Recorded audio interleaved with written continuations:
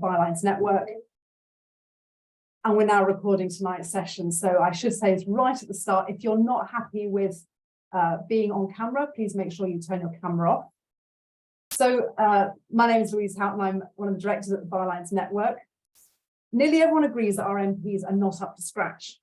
2/3 of people believe that politicians are merely out for themselves, and trust in politics in the UK is lower than in most OECD countries. So welcome to the first Bylines network debate for progress.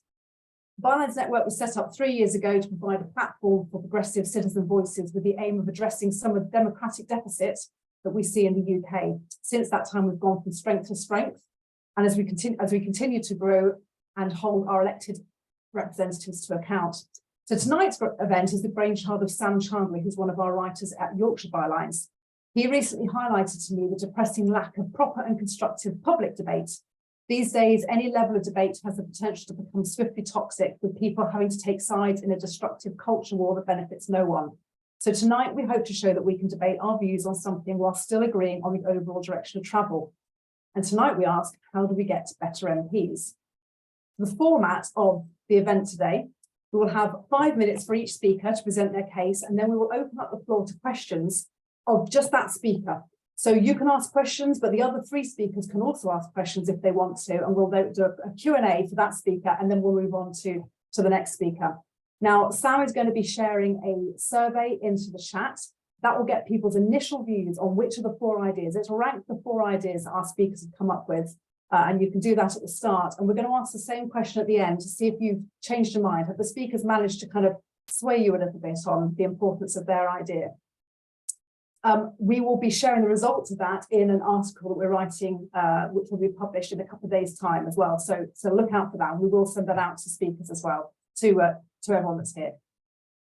There's also a Q&A. The process we're using is via Slido. So again, look out for that in the chat, and you can ask questions there, which will be moderated separately so that I can then ask some of the speakers.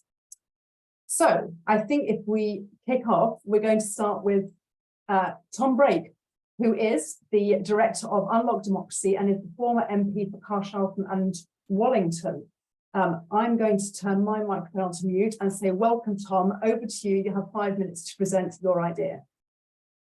Thank you very much, Louise. So, first of all, there are going to be, I'm sure, lots of valid answers to this question about how do we get better MPs. And I think probably all of the people who've spoken at the end of this event will agree that all of the ideas that have been put forward are ones that should be taken forward.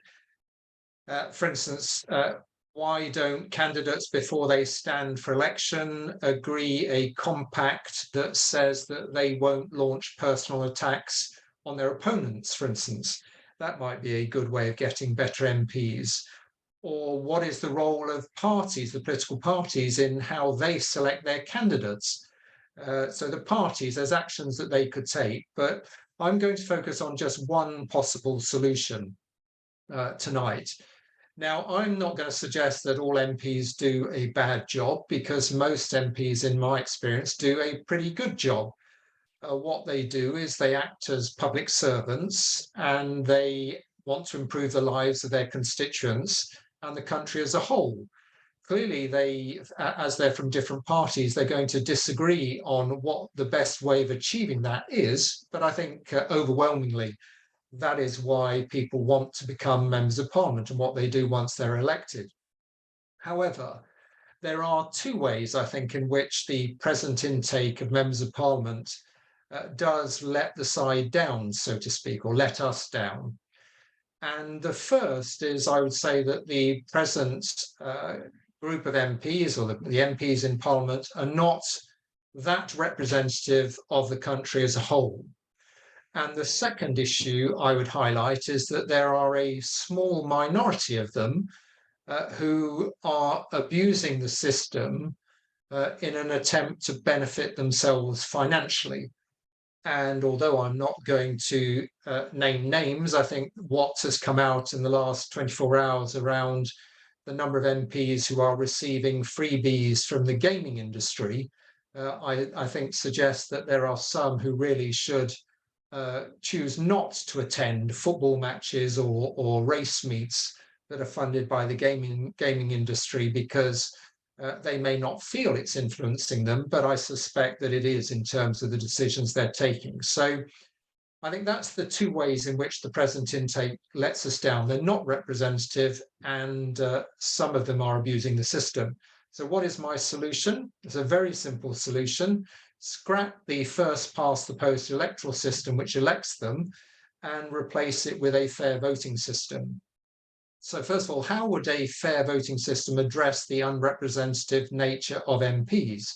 Well, the experience of fair voting systems around the world, perhaps most recently in New Zealand, is that fair voting systems allow political parties to perhaps avoid choosing the candidate that they think will be the safe candidate, the one candidate who's going to get elected in a constituency under first past the post.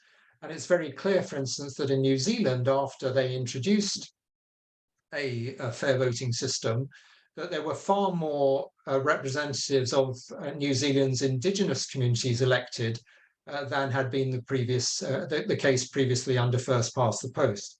So PR systems make parliaments more representative. The second way in which PR can deal with the problem with the present intake of members of parliament is that under PR systems, very few MPs would be elected in a safe seat with a very large majority. There'll be far more competition.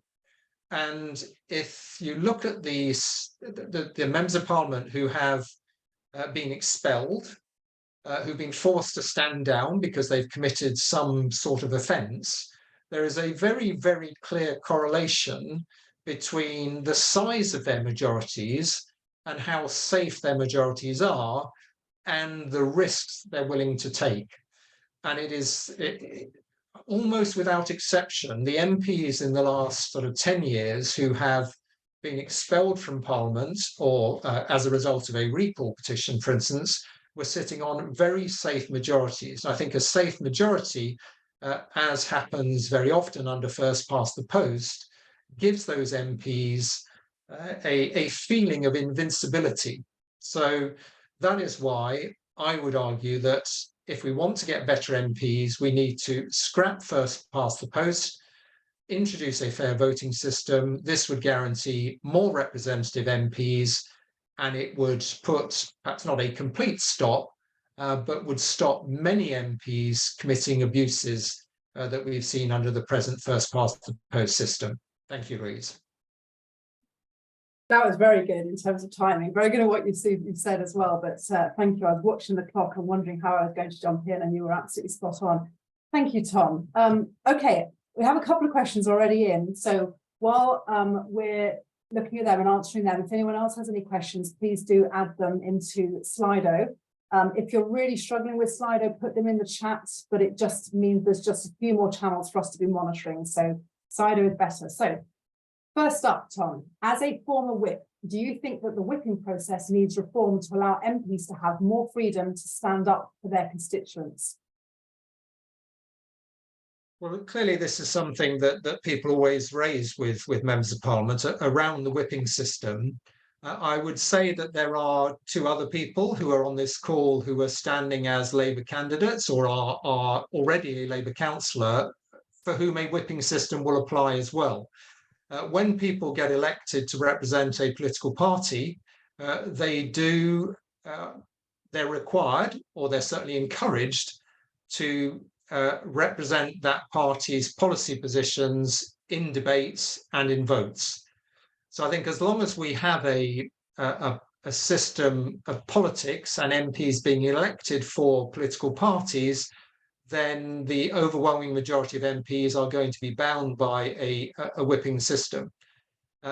It's not perfect, and I can understand people's frustration with it, but as long as we have a system that relies on political parties, I can't see what alternative there is than requiring members of Parliament or councillors to follow a line that has been agreed.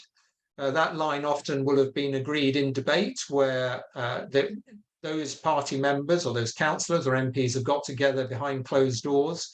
They have each set out arguments for and against a particular position, but at the end of it, normally will come to a collective decision on it. So I think, unfortunately, we're stuck with the whipping system.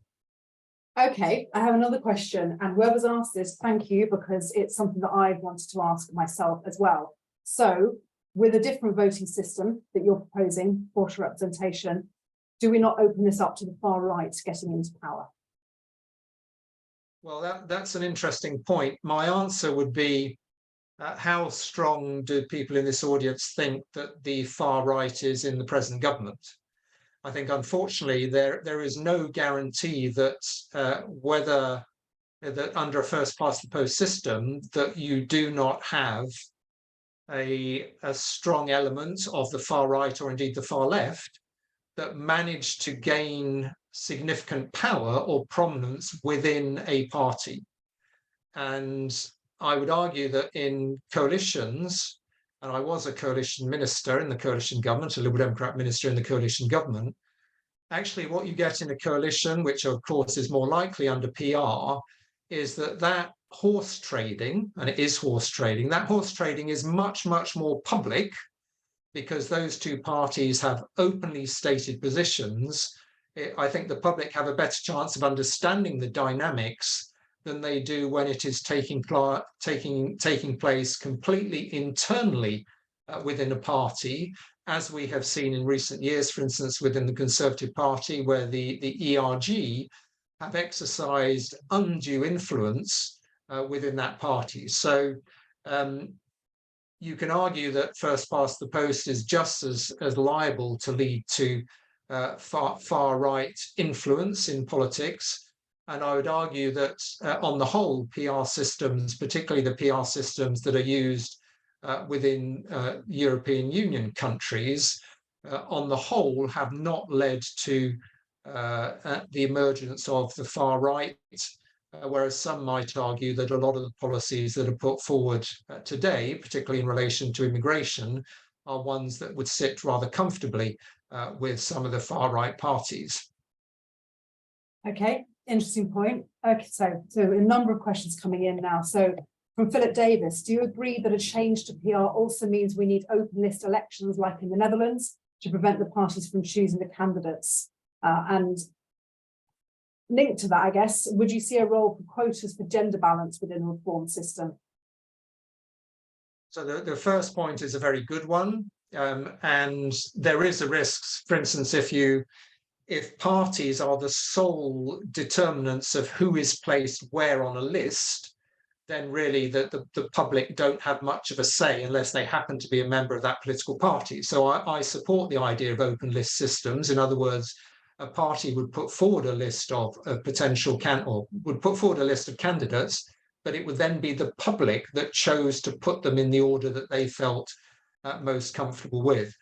In relation to could you use gender balance type arrangements, then that was used very successfully by a number of parties in relation to, for instance, the European elections. And a number of parties used, certainly the Liberal Democrats, the party I represented, used a zipping system, which ensured that the first person elected was a woman, then a man, then a woman, then a man, and there are other sort of variations that you can put on your zipping arrangements to ensure that those parliaments or those who are elected are much more representative. And that worked very effectively in the sort of system where you can make those choices.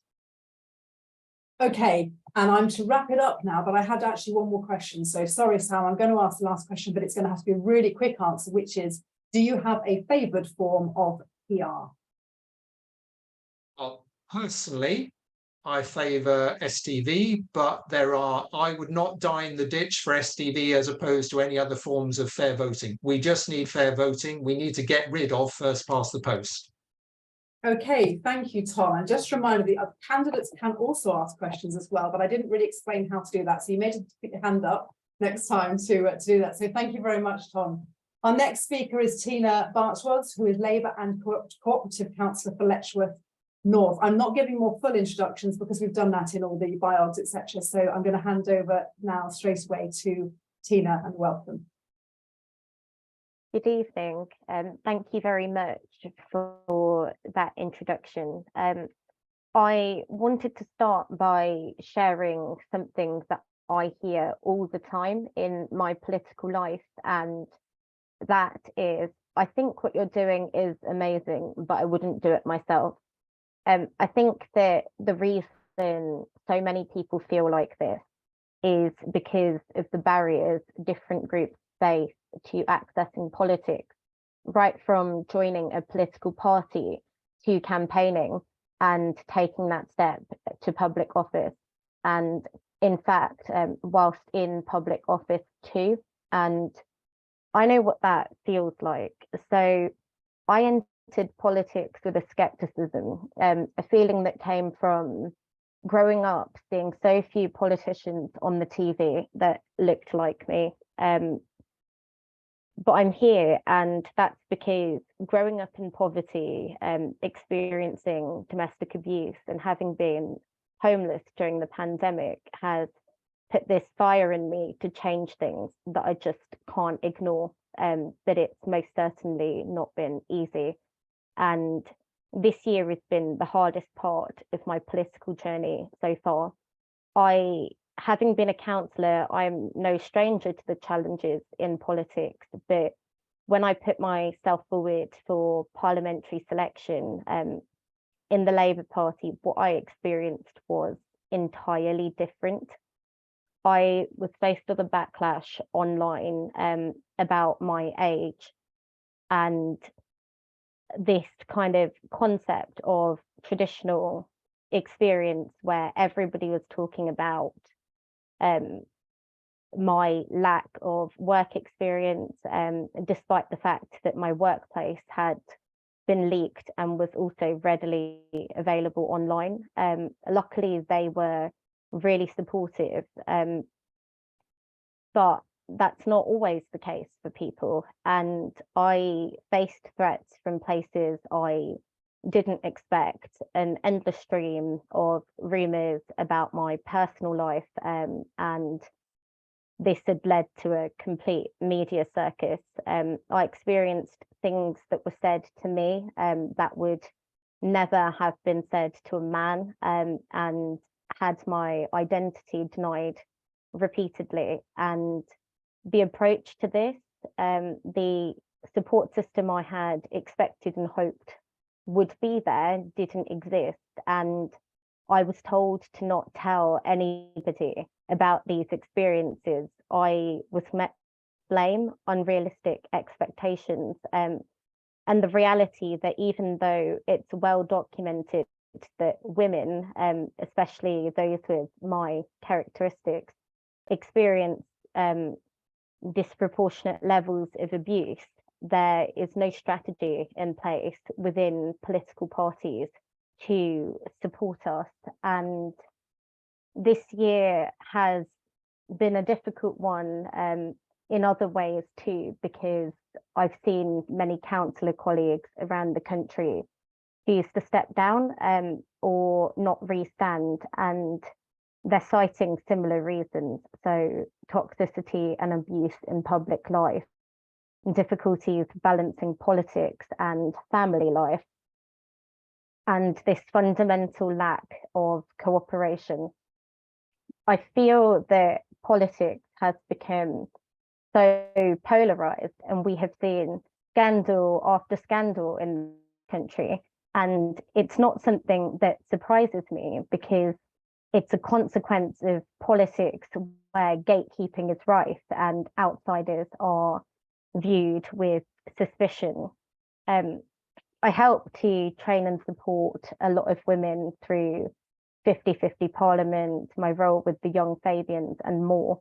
And from my experience of the selection process and supporting other women cross-party across the country, is that political parties are not well equipped to support people with particular characteristics. And as I said, there's no strategy to deal with the fact that some people will receive disproportionate amounts of abuse. All over politics are institutional barriers to people being involved and gatekeeping. I've come to realise not only do some people not want to make politics more accessible, but quite frankly, even if they do, they don't know how to, and they would rather shy away from that problem. Because of this, it's no wonder we get the wrong politicians. Those that think politics isn't for them are exactly the kinds of people we should have as our MPs. Parliament should be representative of our country. We won't improve trust in politics with more of the same. Thank you, Tina. Thank you very much. So my first question, while people are having a think then, is what you're going to have to keep yourself off mute, because you're going to be answering a lot of questions for the next couple of minutes there. What is the one thing that you would have had different? So you're talking about barriers to entry, but you're also talking about when people are already in the role, actually having the support against the public attacks. So what is the one thing you would have wanted from your own party that would have supported you when experiencing these attacks? I think just to be backed up, rather than to be dismissed, and the attitude that some individuals had very much towards me was, well, you're more likely because of your characteristics to experience abuse, so we're worried about putting you forward because of that. But that worry means nothing when it's actively stopping people being able to pursue the things that they want to pursue. And worry isn't actually any constructive support.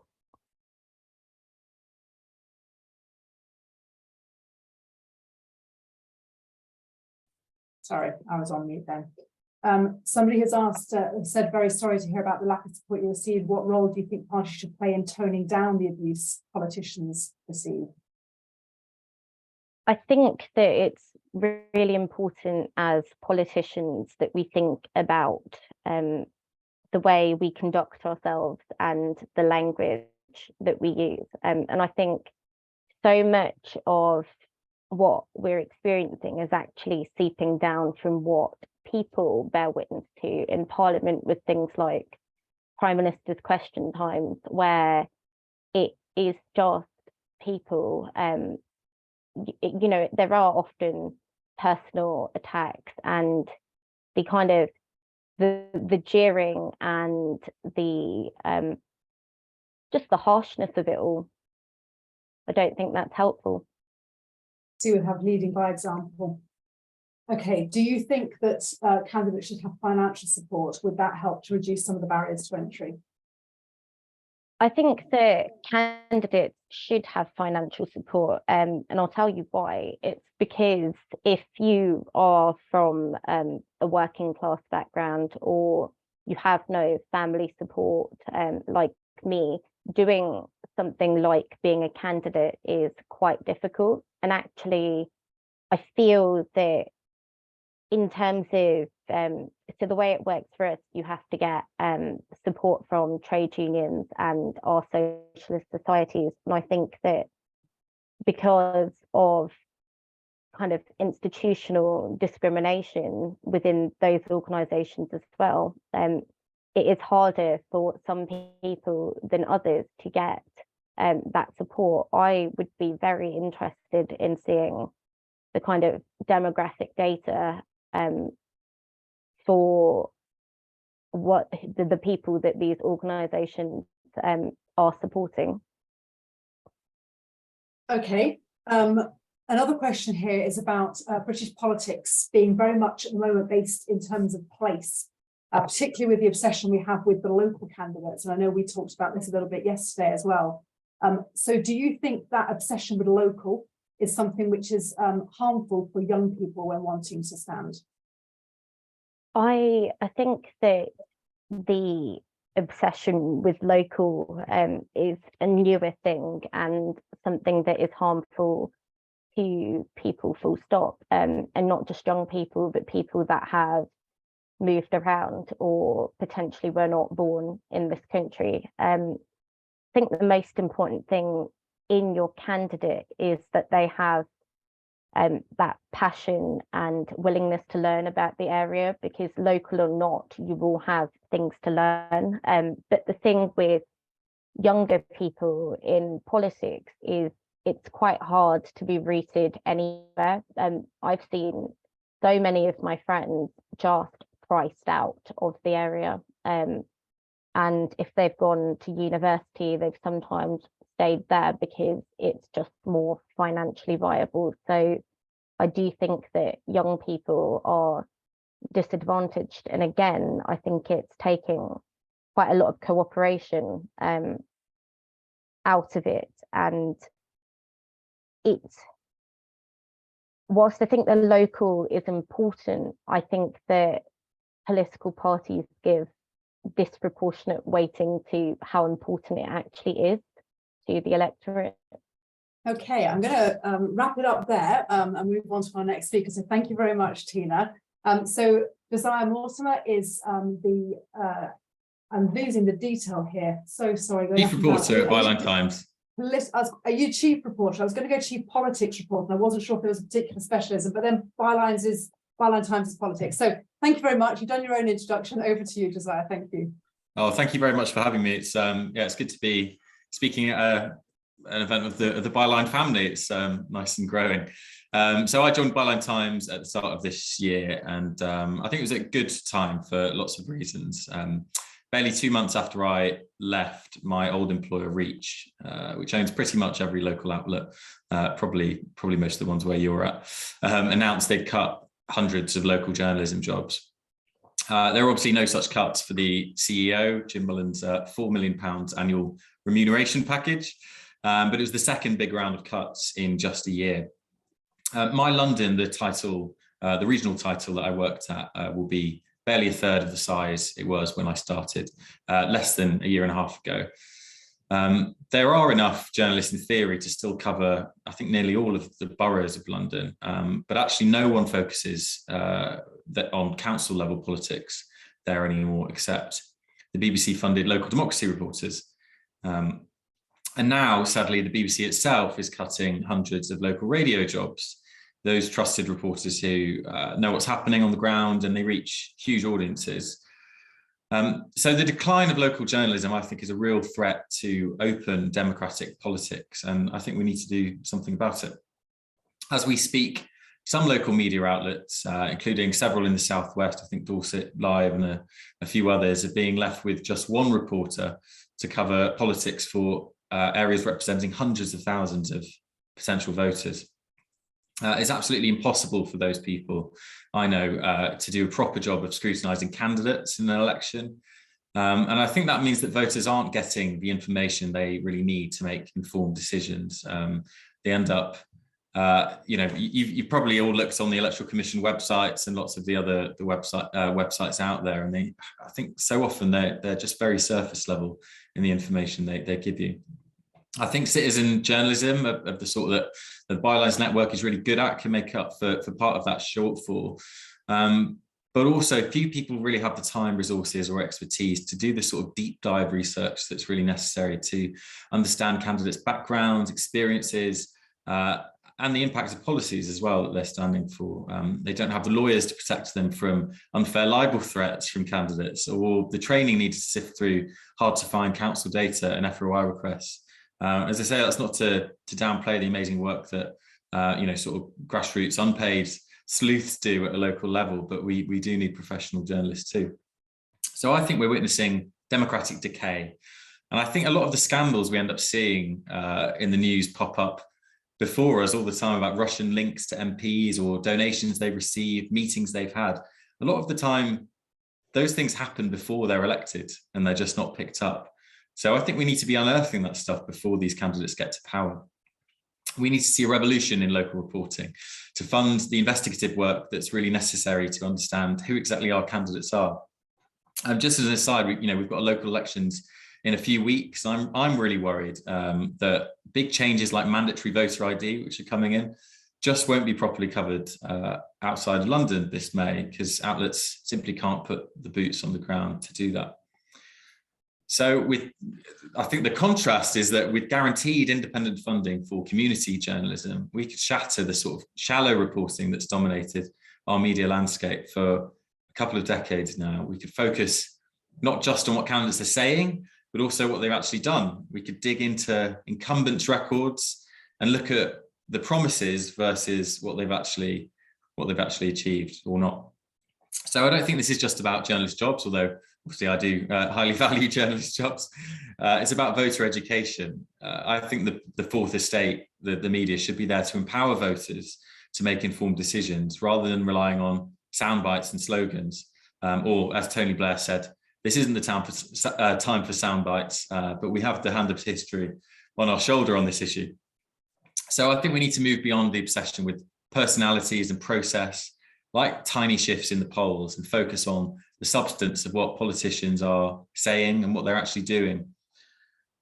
This idea, just to wrap it up, for a sort of public endowment or trust for local reporting, I don't think it stands on its own. You know, I think most of us here would back a shift to proportional representation. I worked at the Electoral Reform Society for 7 years, so I completely back what the other speakers were saying, including Tom.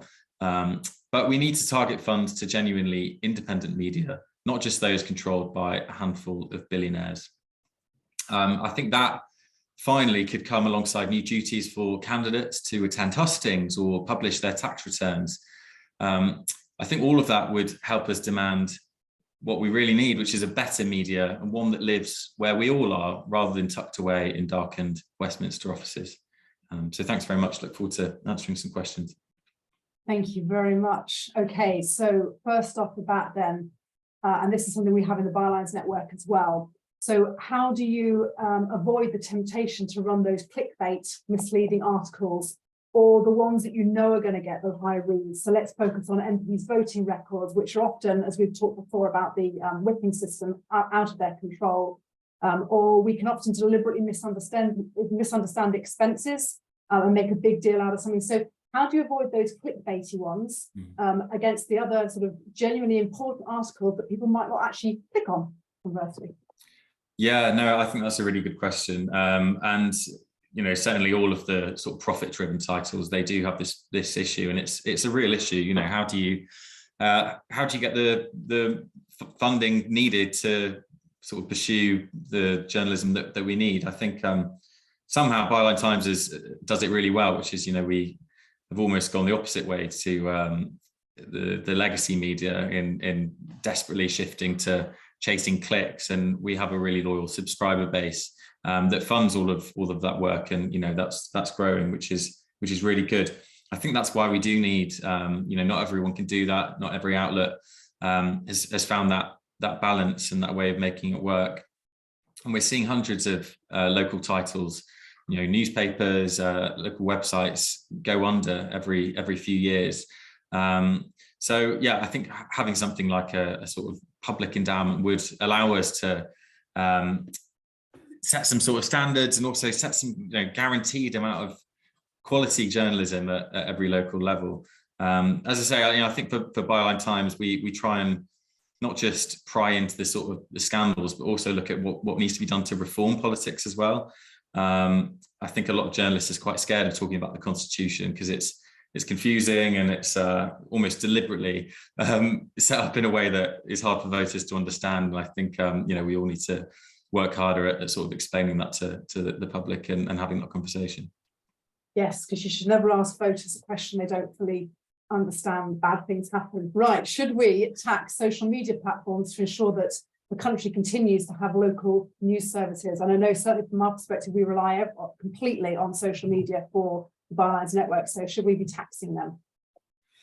Yeah, no, I think that's going to have to happen at some point soon. I mean, Australia have already started doing this. They've implemented a sort of digital services tax, which is funding media now. Unfortunately, you know, when governments have quite cozy relationships with oligarchs, sometimes that money just goes to you know, a handful of national newspaper groups. And I think we would have to be really careful to ensure that it was, you know, genuine community and grassroots media that was picking up some of that. I think Australia and Canada as well is also doing that. You know, they're coming up against massive opposition from these social media giants, but I think we're going to have to just fight past that. And I think Australia's already faced down some of those, cries from Google and Facebook and the rest, and actually is starting to invest in local media with those funds.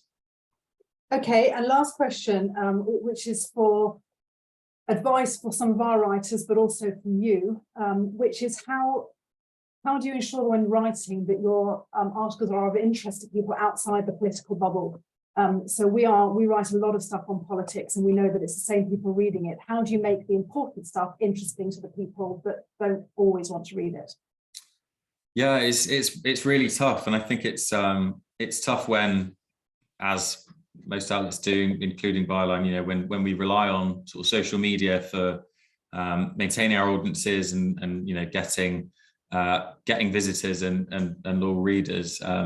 We are often relying on outlets, social media firms that do create these sorts of echo chambers. So I think it's just about always thinking about how we reach beyond, just who our current readers are, and thinking, who are the demographics that we're missing. If it's only a small section of, one racial group, white people, or one age group that's reading, we now have the tools where we can find that out and start to think, how do we reach beyond that and cross divides. So it's just something we always have to be aware of, I think, and work really hard to break through. Okay, thank you. So our last speaker is Harpreet Uppal, who is the Labour PPC for Huddersfield whenever we have our next election, which is going to be November next year, apparently, the latest news. So welcome, Harpreet, and over to you. Thank you very much, Louise, and I hope everyone can hear me okay. Firstly, I want to thank yourself, Sam, and everyone at the Bylines Network for putting on this event, and also for inviting me along. So I'm probably going to say some stuff that's already been said, but as Tom said, I do want to challenge some of the premise of the question, how do we get better MPs? I probably do disagree with the framing. And I do believe the vast majority of MPs are committed public services. You might say she's bound to say that, but I would say that generally we've got good people out there. We've got 650 MPs, and we might hear about 20 or 30 of them on the national media. And I think that's part of the issue in terms of who is spotlighted, and then the news that is out there about particular MPs. Generally, we may disagree on values and policies, but most have entered politics to do the best for the people and the communities that they serve. And whilst what we see on TV and PMQs might seem that's what politics is, or that's what Parliament represents, I don't think it does very much. And there's actually a lot more cross-party work that goes on than what we see on the TV. However, as we have seen last week with the lobbying revelations, a small minority do abuse the system, and unfortunately that taints all of us. And there's no doubt the expenses scandal did untold damage to the political arena and everyone involved with it. And we've never really recovered from it. You're all as bad as each other, sadly. But many of us who are out knocking on doors, it's something that we hear far too often. However, we rarely hear about the good work that goes on, and that's something we must do more to celebrate. As a kid, I remember when I'd be watching the news, and that was because that's what we had on in the background. My mum and dad loved watching the 6 o'clock news, and as a kid, there was a lot about Northern Ireland. And I couldn't really believe what I was seeing on TV in a place that was very close to us, but very few of us in England understood. In parts of England, I know, unfortunately, sadly, we did have some scenarios and incidents here in England, but a lot of us didn't really understand what was going on. However, this week, we're celebrating the anniversary of the Good Friday Agreement, which happened in 1998. And if I look back at that and I think about the work that Mo Molan did, the Labour government, but also the SDLP, the Ulster Unionists, civil society and women's groups, a lot of people were brought together in a space, and they were able to tackle a problem and find solutions at the time. It certainly doesn't mean that life is perfect now in Northern Ireland, but if you're a young person growing up in Belfast or Derry/London Derry, life is very different and from the conflict and war of the past. It does show you what we can do when we come together. It also shows you how we have to tackle those long-term problems as well. At the moment, even at the most local level, some people feel unable to make change. And they see that when fly tipping isn't cleared, when their drains are clogged up, when leisure centres are being closed, and they don't see where their place is in the system. And this is people living in low income areas in particular feel cut off. And this is about structural change, and it's what we need to. It's about the change we need to see in who holds power. So it's about who has power and who does not. It's about who has agency and who does not. So for me, one of the biggest things we have to change is making sure that we've got MPs, councillors, elected mayors that are representative of the population as a whole, and that people from all backgrounds can feel that they can access the political system and have a say in decision making. Politics should not be an exclusionary process because it affects us all in many different ways. So this means having proper political education and civic education in schools. We don't do it early enough and we don't explain it properly enough to young kids and their families, and we must be better at that. We need to open access to the political process, to things like selections, to things like how people can get involved in the process. And we can do that more by making sure that a wider group of people involved in. And I've seen some programmes in the Labour Party, like the Jo Cox Women in Leadership training programme, that has done a lot to open up access. But again, we can do more. More generally, I want to see how citizens can get involved in decision making. So I would like to see us implement more processes like citizens' assemblies. Also, the UK is the most centralised country in Europe, and this isn't a coincidence. It's clear that too much power is in Westminster. We need to make sure that decisions are made closer to where people live. So I'm an absolute advocate of proper devolution. And finally, we need to sort out the House of Lords. It's an absolute disgrace in terms of what it is right now. We need a much smaller House, and it needs to be elected, and there needs to be a regional basis around that. I'd also like to see tougher regulations on second jobs. I don't understand why MPs have second jobs, and it really should be on a very, very limited basis. And we need to tackle misconduct through proper and statutory processes. So I work for Debbie Abrahams MP, and she's recently introduced a private members bill, which looks at putting the ministerial and members code of conduct onto a statutory footing and introducing a national statutory code of conduct for local councillors. We also need to make sure we've got a fully independent office for a new commissioner on ministerial standards.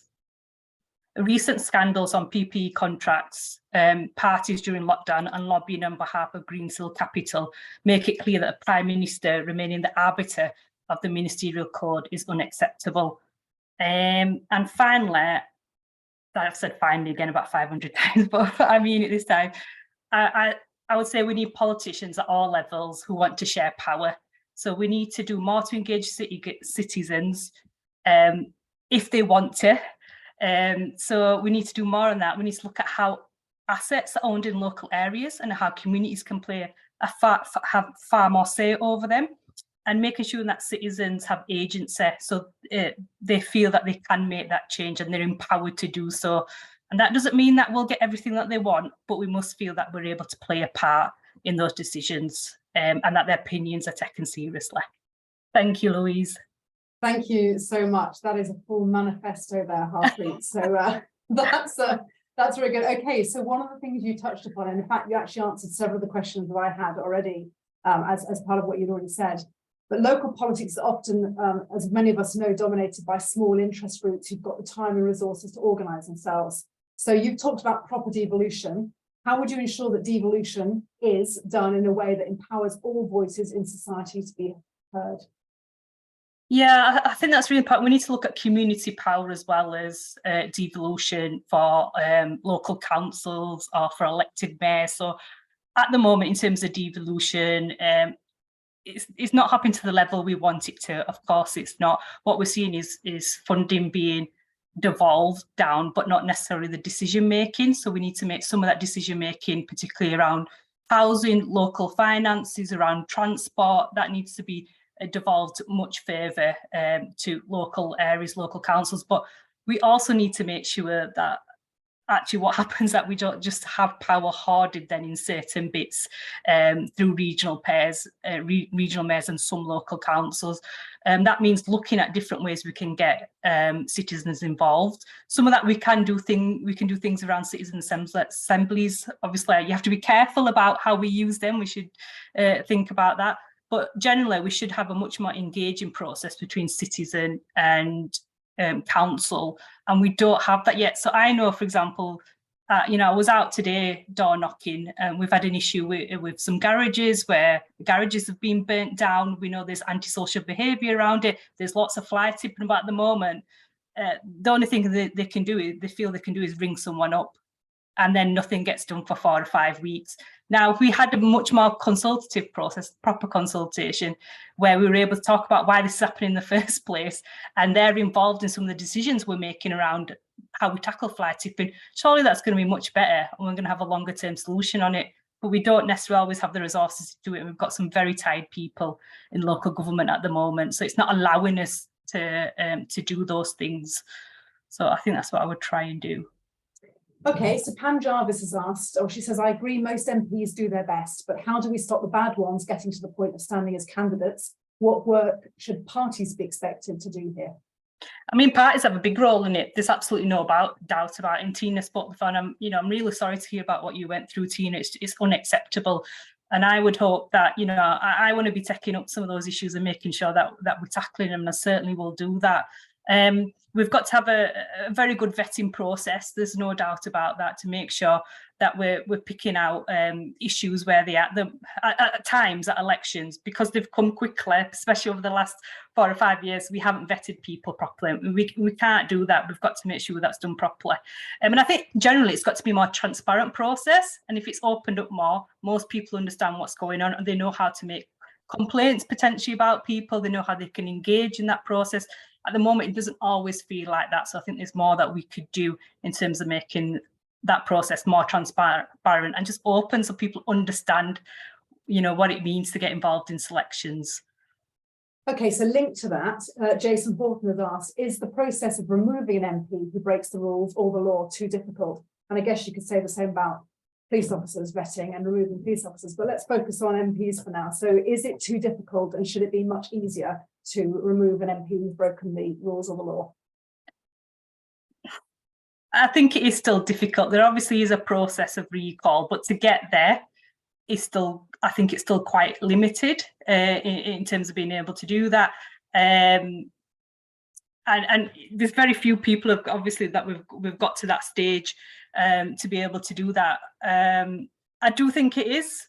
I don't have the answers though. I've got to say I don't have the answers right now about how we make that better, and perhaps some of the other panelists do, but we do need to do more on that. I would agree in that.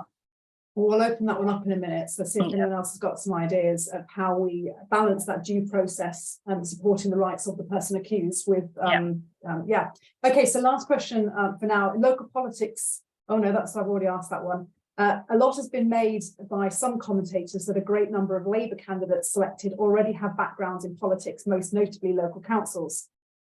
Do Labour's selection processes need to be reformed to ensure that candidates from a greater range of professional backgrounds can be selected? Yeah, look, I think we can always do better. Absolutely. I mean, I am someone who was a local councillor. I am someone who works for an MP. That no doubt helped me a lot. I'm not going to pretend it didn't. It gave me opportunities to do things or be able to, speak to the right people. Absolutely. So we need to do much better in terms of making sure people from lots of different backgrounds can get into Parliament. Generally, more people from working class backgrounds. We've obviously got an issue there. And definitely people from very diverse backgrounds. So David Lammy's spoken a lot about the fact we don't have enough black men in Parliament. And I know that's something the Labour Party in particular is looking at. But for me, I'm really interested in, for example, women, and particularly women of colour. But I've got to say, I am someone who's come from a working class background. And I've had opportunities in the Labour Party that I haven't in other types of work that I've been in. So I've worked at NHS England. I worked as a researcher in what was the audit commission. We got chucked off by the Tories, but I didn't have the opportunities there that I did within the Labour Party, and I just want to make sure that more people are able to have those opportunities. But that's up to us. We need to challenge that, and I will certainly be one of the people challenging that as well. Okay, thank you. So we have a few minutes at the end of this session here to ask a few more questions, but Sam's going to put another voting form in the chat for you. So at this stage, if you'd like to just vote now on whether your views have been changed, whether anyone's swayed where you are, you're going to order your responses differently. And in the meantime, I'd like to invite the candidates to answer some of the questions that are more general, and also maybe talk a little bit about what they do. So we've got another 5 minutes, maybe a little bit longer. One of the questions that Mike Eccles put earlier to everyone is, how about choosing our MPs by random selection from those in each constituency who would like to serve but would never put themselves forward for election? I guess my question is how would we identify them? But anyway, that's the question there, is there a way of actually choosing our MPs from people that maybe we're the ones putting them forward, not the ones putting themselves forward? So would any of our candidates like to take that answer first? Just so you've got your hand up first, so go for it. Yeah, no, I think that's a brilliant idea for reforming the House of Lords. Actually, I think this idea of sortition, or picking a representative group of the public kind of by lot, almost like we choose juries, I think maybe wouldn't be suited for our primary voting chamber, but for a revising chamber, for something like the House of Lords. I think that could be a really good way of ensuring we did actually hear all voices, all parts of the community. So yeah, no, I'd back maybe half sortition, half elected for the House of Lords, but we could probably argue for a million years about the exact levels. But I think that's something to be pursued for sure. I like that word as well, sortition. That's a new one on me. I like it. Yes. Tom. I was just going to say that really to support what Harpreet had said earlier about the role that citizens' assemblies could play in relation to helping inform government policy. It might be easier to get people to commit to a citizens' assembly around climate change, for instance, than it would be to get them to commit to, through a sortition process, being a member of parliament for 3 or 4 or 5 years, particularly bearing in mind what Tina was saying about the level of abuse that sometimes that generates. So I'd like to see a much more prominent role for citizens' assemblies on making decisions around some of the most perhaps some of the most challenging and problematic issues that we face. We know that some of them have been very successful in Ireland, for instance, around the issue of abortion. Although I should point out that not all of them have been as successful as those ones were. Okay, Harpreet or Tina, do you want to take that question at all? I'm just going to agree again with what Tom said. There was one that a citizen assembly that was run in Birmingham, wasn't there, on climate change. It wasn't legally binding, of course. I think that was done. I don't know if it was one of the select committees that got that off the ground. Yeah, but absolutely, I certainly agree on that. What was the question again, Louise? I'm going back onto citizens' assemblies and I've forgotten that. I've lost it. How about we choose our MPs by random selection from those in each constituency who want to serve but would never put themselves forward? Yeah, I probably agree a bit more with what Tom's saying. I don't think there's anything wrong with looking at potential for a House of Lords, but I think potentially there's certain things that I guess people might be more drawn to on specific subjects, as he said. But I do think the House of Lords, for me, particularly on a regional basis, I would like to see the House of Lords reflect regions much better as well. Okay, I have a question, unless Sam's going to fire anything else at me here, which is bringing together the media side of this with the political side of this. So specifically for the 3 politicians here, but then just if you can sort of wrap up afterwards there, what can the media be doing and what can citizen journalism be doing to help this process? So should we be putting more on about, Marisha said this, about citizen assemblies? Should we be writing about that more? Should we be putting more information out? What can we be doing to help you to become better politicians? But also, while you're speaking, if you want to use this time to just talk a little bit about what you do, just so that you have that moment to plug your area of work as well. So Tina, yes, you can go first, that'd be lovely. Thank you. Now, I had an unfortunate experience of the media when I was going through that rumour mill about my personal life during the selection process. I really felt that some media outlets were feeding into the frenzy and less so interested in actually what I or other candidates had to say. I also notice often with reporting on things like selections, local elections, general elections, each party and each candidate isn't necessarily getting a fair chance to put their view across, which is just a massive problem.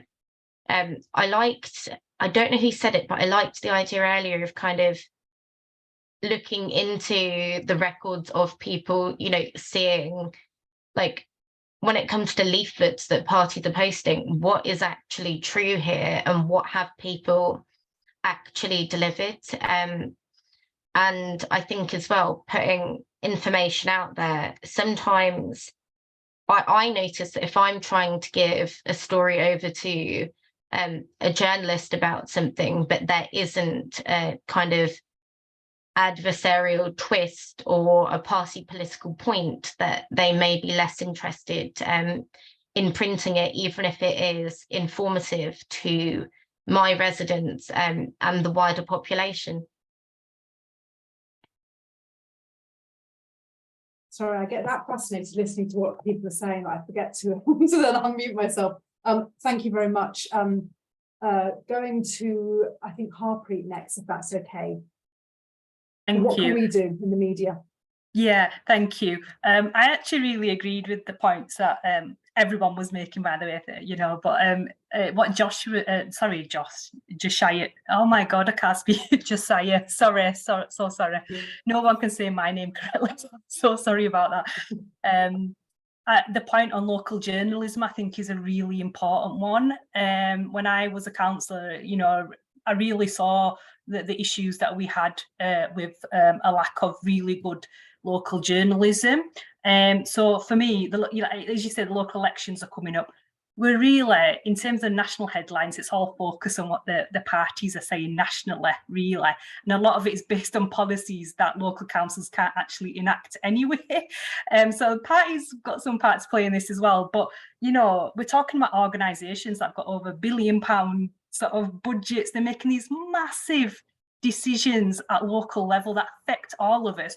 But we, you know, we're 70% of people don't vote a lot of time in local areas, but they will really have a massive impact on what we do. So I would like to see us reporting on local government in a much more serious way, and holding our colleagues to account, and also celebrating some of the great work that they're doing, and also understanding the level of cuts, for example, that local governments face and the impact that's having on residents.